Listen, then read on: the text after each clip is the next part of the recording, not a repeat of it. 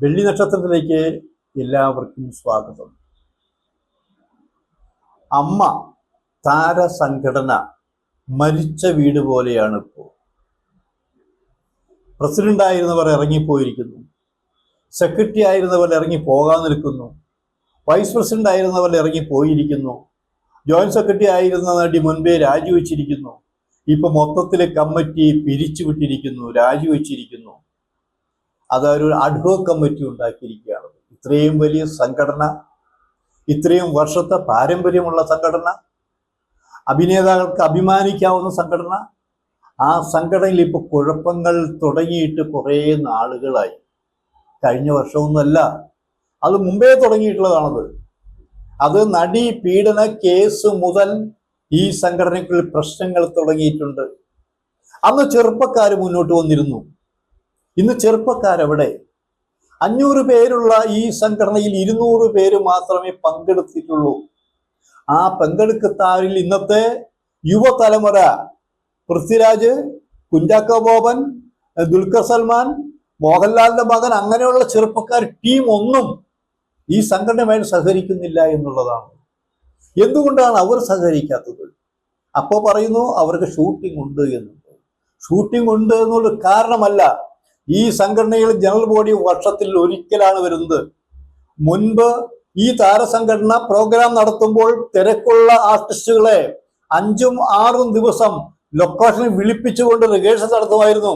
അന്ന് ആ നിർമ്മാതാവിന്റെ കണ്ണീര്, അത്രയും ദിവസം ഷൂട്ടിംഗ് നഷ്ടപ്പെട്ടു പോകുമെന്ന് ആരും വിചാരിച്ചിട്ടില്ല. എങ്ങനെ എത്രയോ പേരുണ്ടായിരിക്കുന്നു.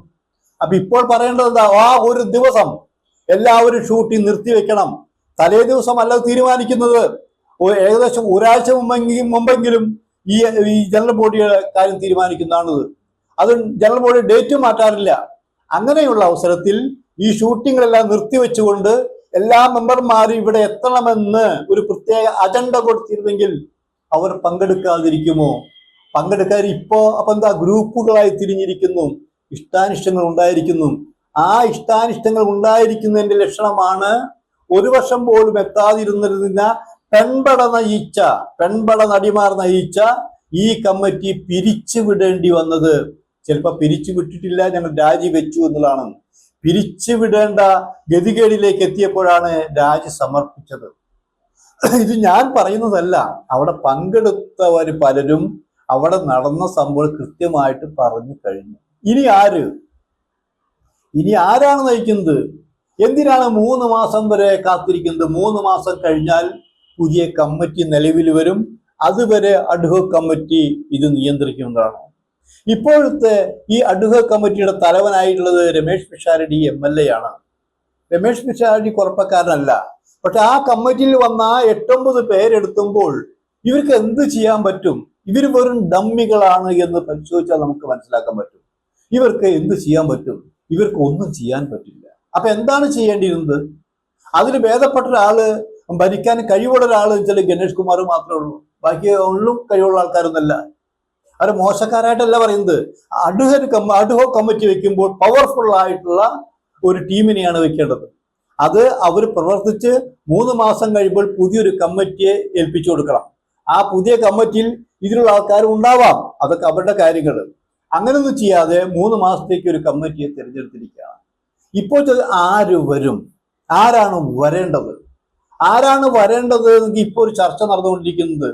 ഇതിന് ആദ്യത്തെ ചാൻസ് കൊടുക്കേണ്ടത് ജഗദീഷിനല്ലേ എന്നൊരു ചർച്ച വന്നു കഴിഞ്ഞിരിക്കും. കാരണം കഴിഞ്ഞ പ്രാവശ്യം മത്സരിക്കാൻ നിന്ന കൂട്ടത്തില് ജഗദീഷ് ഉണ്ടായിരുന്നു. ജഗദീഷ് മത്സരിച്ചെങ്കിൽ തീർച്ചയായിട്ടും ജയിക്കുമായിരുന്നു. അപ്പൊ ജഗദീഷ് വിളിച്ച് പറഞ്ഞത് എന്താണ്? ഇവിടെ സ്ത്രീകൾ ഇത്തവണ എല്ലാം നടട്ടെ. ഒരു വിഷമവുമില്ലാതെ ജഗദീഷ് സ്ത്രീകൾ ഈ ഭാരവാഹി ആകാൻ വേണ്ടി ജഗദീഷ് ഒഴിഞ്ഞു കൊടുത്തു എന്നുള്ളതാണ്. മത്സരം നടന്നു, പക്ഷെ ജഗദീഷ് ഒഴിഞ്ഞു മാറി നിന്നിരിക്കുന്നു. ഈ സാഹചര്യത്തിൽ തീർച്ചയായിട്ടും ജഗദീഷ് പ്രസിഡന്റിന്റെ സ്ഥാനത്തേക്ക് വരണമെന്നും ആദ്യം മിടുക്കിയായിട്ട് അഭിനയിച്ച ജോയിന്റ് സെക്രട്ടറി ആയിരുന്ന അൻസിബ ജനറൽ സെക്രട്ടറി ആയിട്ട് വരണമെന്ന് ഒരു വിഭാഗം ചിന്തിച്ചു തുടങ്ങിയിരിക്കുന്നു. ആ ഒരു വിഭാഗം എന്ന് പറഞ്ഞാൽ മേജർ വിഭാഗമാണത്. മേജർ എന്ന് പറഞ്ഞാൽ മമ്മൂട്ടി, മോഹൻലാൽ അടക്കമുള്ളൊരു വിഭാഗമുണ്ട്. അവര് മൗനസമ്മതം കൊടുത്തു കഴിഞ്ഞിരിക്കുന്നു. അടുത്ത ഭാരവാഹികള് ജഗദീഷ് പ്രസിഡന്റും അൻസിബ ജനറൽ സെക്രട്ടറി ആയിട്ട് വരണം എന്നാണ് ഇവിടെ മനസ്സിലിരിപ്പ് എന്ന് പറഞ്ഞു കഴിഞ്ഞിരിക്കുന്നു. നമുക്കൊന്നും പറയാൻ പറ്റില്ല. ഇനിയും 2-3 മാസം കൊണ്ട് എന്തൊക്കെ മാറ്റങ്ങൾ വരുമെന്നും പറയാൻ പറ്റില്ല. ഒരു കാര്യം ഉറപ്പാണ്, മത്സരം വന്നാൽ ജഗദീഷ് പിന്മാറും.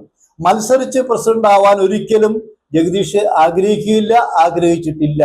ഏകകണ്ഠമാണെങ്കിൽ ജഗദീഷ് ഒരു കൈ നോക്കാം എന്നും പറഞ്ഞു കഴിഞ്ഞിരിക്കുന്നു. അൻസിബയാണെങ്കിൽ കഴിഞ്ഞ പ്രാവശ്യവും മത്സരം നടന്നപ്പോൾ അൻസിബ മാത്രമാണ് എതിരില്ലാതെ തിരഞ്ഞെടുക്കപ്പെട്ടിരിക്കുന്നത്.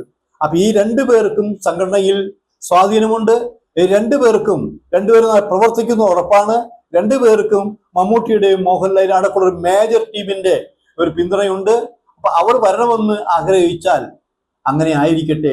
നമ്മളെ സംബന്ധിച്ച് ഈ സംഘടന തകരരുത്, നന്നായി മുന്നോട്ട് പോകണം എന്നൊരു ആഗ്രഹം മാത്രമേ ഉള്ളൂ.